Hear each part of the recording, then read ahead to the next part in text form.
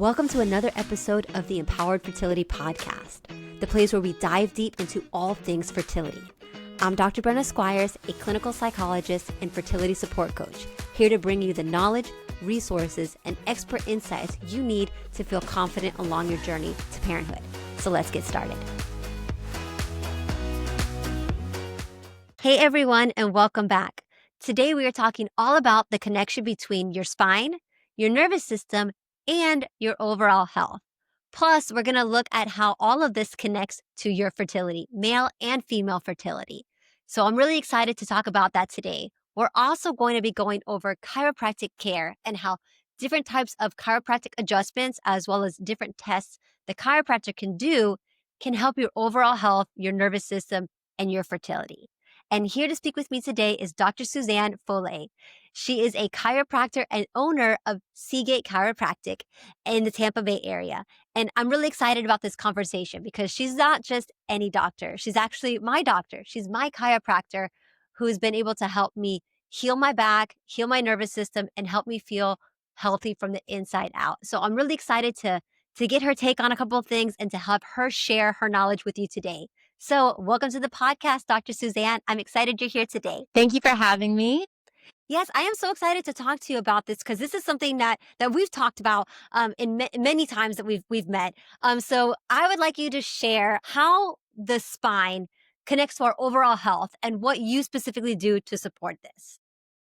Yeah, so I love the question you sent me, like, what is chiropractic? Because people always think chiropractic is about neck pain or back pain. And chiropractic has very little to do with neck pain or back pain. The bones in the spine protect your vital nervous system, which controls everything inside of our body. We could not survive without our nervous system. And so when you get adjusted, a lot of times you'll hear like, oh, I want to be cracked. Well, we adjust the spine to remove subluxations that are interfering with the nervous system's ability to function and heal the way that it was designed to. And if you think about it, we're really working with that autonomic nervous system that when we don't think about, right? To our breathing, our digestion, like all the things that we do throughout the day that we never think about, except for now we're thinking about it because I just talked about it. That's what chiropractic is. The chiropractic is about opening up the nervous system to allow the body to function and heal the way that it was designed to. Yes. And so with that, how does that impact fertility specifically? Well, the nerves in the lower back, well, two things before we get to the lower back. We'll start with your upper neck houses your vagus nerve. And there's a lot of stuff out there right now on vagus nerve, how to calm your vagus nerve, strategies. People are checking their vagus nerve or how their parasympathetic, sympathetic nervous system is doing through their Aura apps or the Aura rings and their Whoops and their Apple Watches. And so with chiropractic adjustments, specifically to that upper area of the spine, it affects vagus nerve. And our bodies are either going to be in our sympathetic mode or our parasympathetic mode. Sometimes they get stuck in one over the other. And when we get stuck in a sympathetic state, our body is in fight or flight.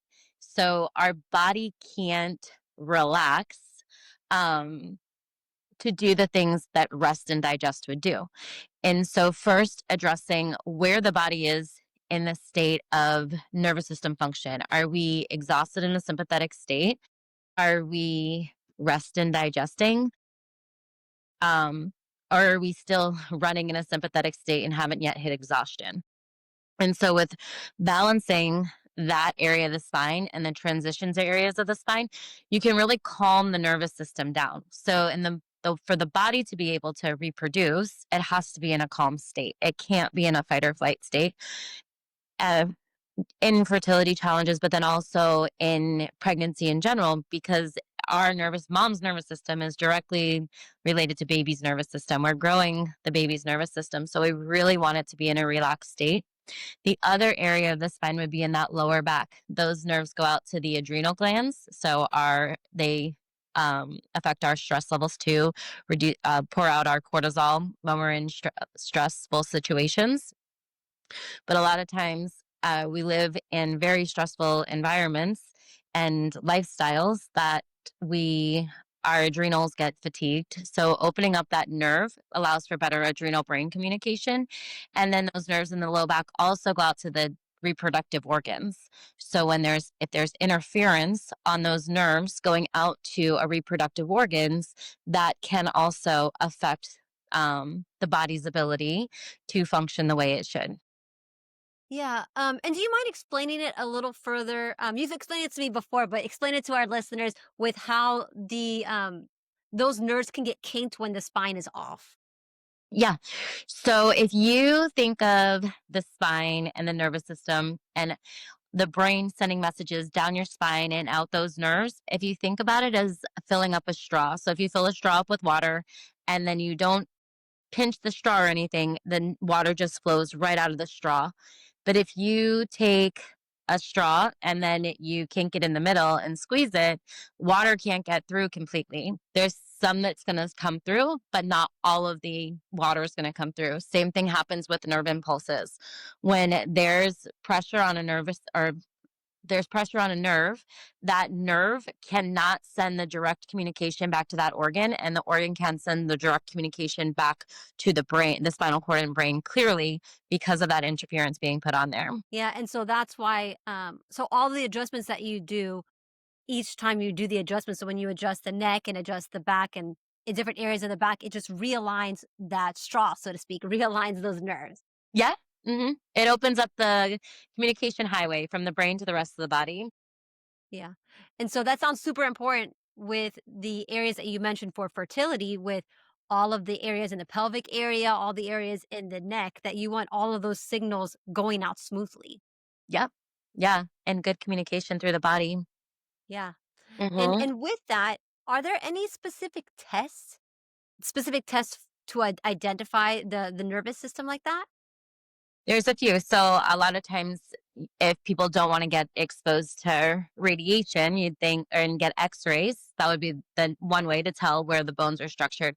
But there's other tests. And in my office, we use insight scans, and so those insight scans are first a neurothermal scan, excuse me.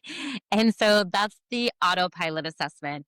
It compares temperature from one side of the spine to the other, and it tells you how well your nervous system is functioning.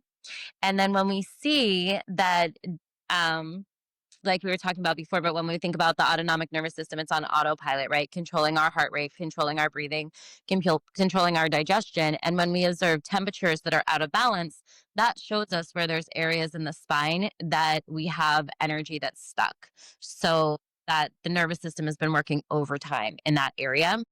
The other thing we do is a surface EMG scan. So think of that as the neuromuscular scan of the spine.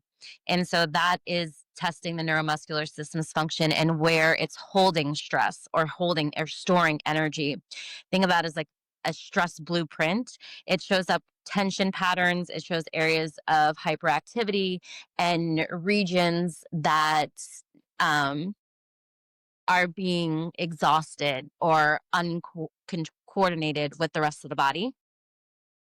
And then heart rate variability, which a lot of people test heart rate variability with a Whoop or an Apple Watch or an Aura Ring.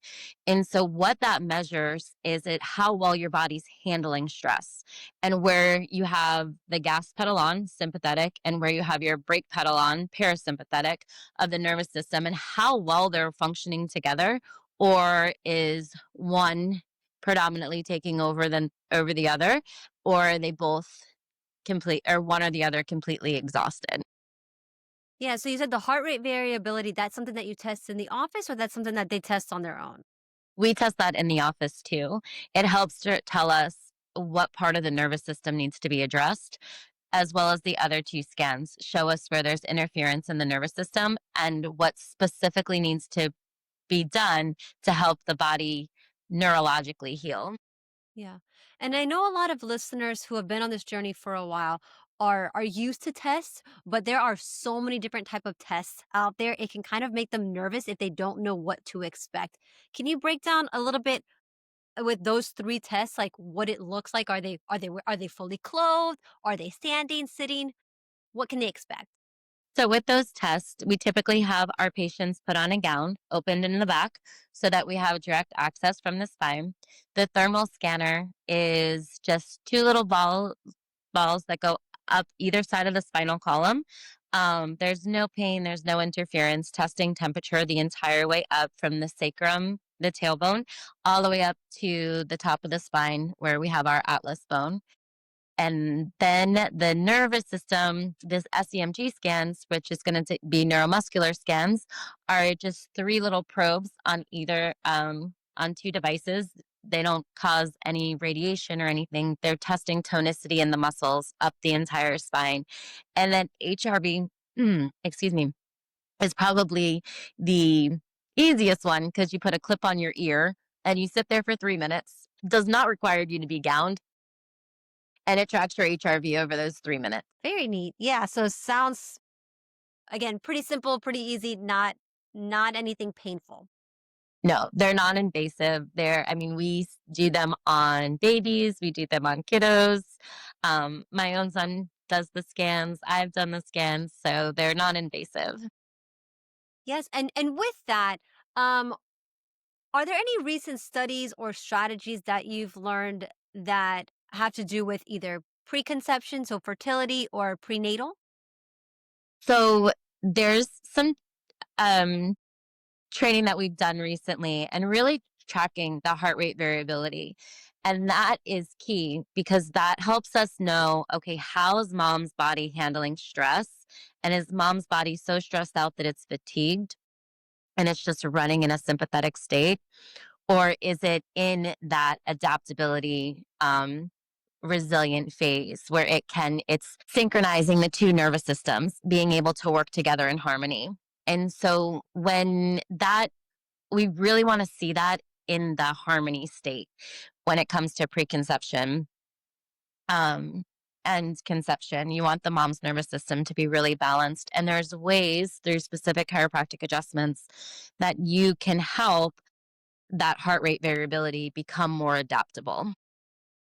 And so, with that heart rate variability, is that something that you only test in the office, or is that something you expect or would want them to test over the course of like several days?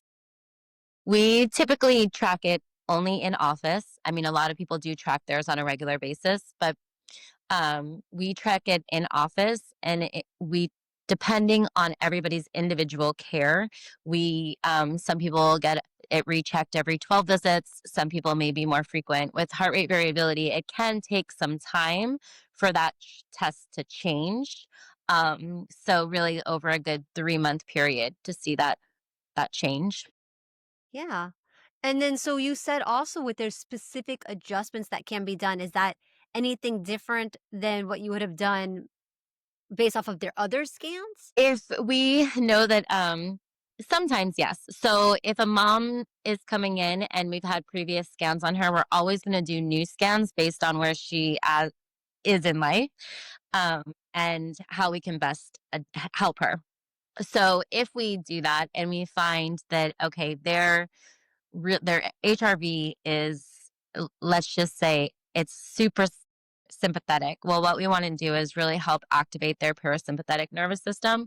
So that when we adjust, we would only be activating parasympathetic nervous systems, and we would stay away from a sympathetic nervous system that was already in fight or flight mode because we don't want to put more impulse into it. So those things would change based on mom's new scans. That would be like the most recent to where she is in her life at the moment we take the scan. Yeah. And you're saying that that changes just the type of adjustment that you do or the placement? The placement of the adjustment, as well as it can change the type of adjustment. Um, some people respond to different adjustments and like in different ways. So an adjustment that's right for you may not be right for me. And so we really want to adjust that with the patient as to how we're going to see the best results for this patient and what technique do we have to use.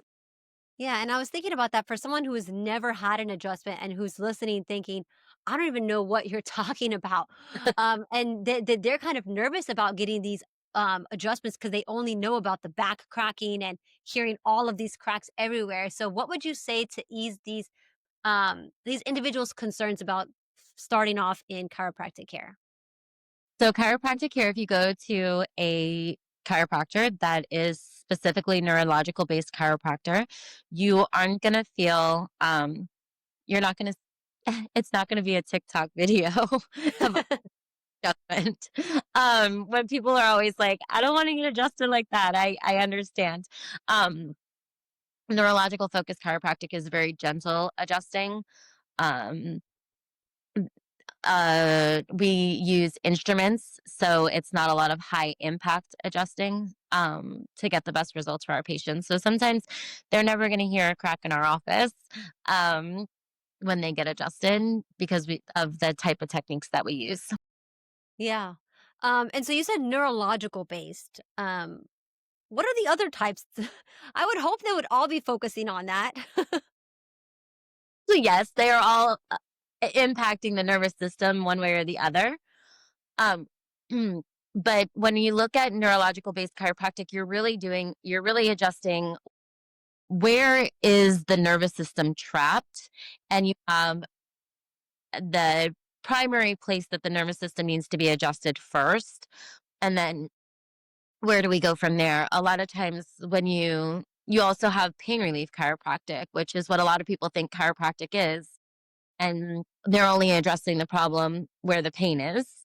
A lot of people go to a chiropractor after a car accident and they'll get a lot of modalities, and maybe some adjusting, but a lot of that is based off of structure, not based off of neurology. It's very interesting because now that you say that, I think about the different chiropractors I've been to, and one of the chiropractors I went to did a full body, kind of felt like full body where we cracked like everything. But I, even after working with them for a year, still didn't feel full relief. But then switching over to you, switching over to you and doing this because I never really thought about it like that until you said that, to that neurological um approach where the appointments are much faster, they're much gentler. You almost sometimes you feel like nothing's happening until the next day you're like, "Oh, I feel better." And it's a very different approach, but the approach I felt like got more results with what the need that I had, Hmm. Yeah. which is like you said, the neurological, focusing on the areas that are blocked. I mean, I love chiropractic and all chiropractic is great. But in like your stand where you were coming from before you came into our office, you felt relief in the moment, right? And Yes, excuse me, shortly after, all those symptoms came back, but you really weren't feeling the relax and the ease and everything afterwards because it was correct. mm, more than likely over. If you crack everything, you're affecting both parts of the nervous system. That's interesting. I didn't really catch when you said that earlier in the episode with this different parts of that nervous system. I didn't really catch it until you just said that if you're cracking everything, you might be causing some more damage or at least some more stress to the body, and then the results aren't going to last. Right, because if you have a sympathetic nervous system, right, our fight or flight, that is good, like, right, we need that part of our nervous system. If we are gonna be chased by a bear, like, we want that fight or flight nervous system to get us out of danger quickly, and then we want our bodies to get back into rest and digest. But let's just say, um, we are living in a constant state of fight or flight, our everyday lives, right? Like we wake up early, we run to work, we work all day, we have people demanding things from us, we have all these balls in our court all the time, and we live there, and our bodies doesn't get out of that fight or flight mode. And then I adjust that part of your nervous system, and it may not need to be adjusted. Sometimes it needs to be woken up, and sometimes it needs to be settled down. So it depends Mm, person. And so if you put more force into it, if a person is already has a heightened sympathetic nervous system, that can really cause them to get into a more fight or flight mode. yeah, it sounds like at least when it comes to fertility, if you're interested in it for fertility, the nervous system approach is probably the better approach because people are already kind of nervous and stressed. Mhm. Yeah. We don't need Yeah. to add more. No, no, we all have to manage our stress on a daily basis. It's essential in the lifestyles that we live now. Yes, and so how does somebody find a neurological based chiropractor? Does it explicitly state that on their website or is it certain words? Some chiropractors will have that they're neurologically based chiropractors. You can look for certain techniques that are going to be neurologically based. You would have different techniques like TRT or network. Um, the other thing is there's two great website sources. So you can look at PX Docs. They're a great directory to go to. And a lot of the PX stocks that you'll see on there will also have a perinatal badge, which means that they've gone through perinatal training. And then you have the ICPA for kids .org. And that is going to share with you chiropractors that are neurologically based, have prenatal training, and is a great source to start when trying to find the right chiropractor for you and your family. Yes, awesome. Awesome. And so, as we come to a close, do you have any final thoughts for the listeners who are on this journey of trying to conceive and they're wondering if this would be a good fit for them? Yeah, my first thought is you have nothing to lose, everything to gain when it comes to the nervous system and healing the nervous system, and it'll help you in your healing journey. Um, I can just tell you from experience, it took me 5 years of trying for my son, and I was getting adjusted. But until I started getting adjusted specifically for my nervous system, like we never really saw that big change in our fertility journey. So I really feel like you have nothing to lose, everything to gain by calming the nervous system. And then just giving it a chance and setting up a consult and meet with the doctor. Set up a 15-minute consult, meet with them, and see if it's the right fit for you and your family, or if that doctor is the right fit for you and your family. Wonderful. Yes, making sure that particular style and then that doctor itself is the right fit. Wonderful. Thank you so much. And I thank you so much for being here today. If somebody wants to reach out to connect with you, how can they do that? Thanks for having me. I love your podcast. And I have my Instagram channel at CK Chiropractic. I also have one at Dr. Suzanne Foley. And then our Facebook is going to be CK Chiropractic. Awesome. Wonderful. I'm so excited. Thank you so much again for being here today. And thank you so much, listeners. I hope you enjoyed this episode. If you have any questions or thoughts, put it in the comment section below. And as always, take care and be blessed. Thank you so much for joining me today on the Empowered Fertility Podcast. If you're looking for personalized support on your journey, whether that's through therapy or coaching, please reach out. Just complete the contact form linked in the show notes, and someone from my team will be in touch with next steps. Remember, you are not alone. You are not broken, and your story is not over.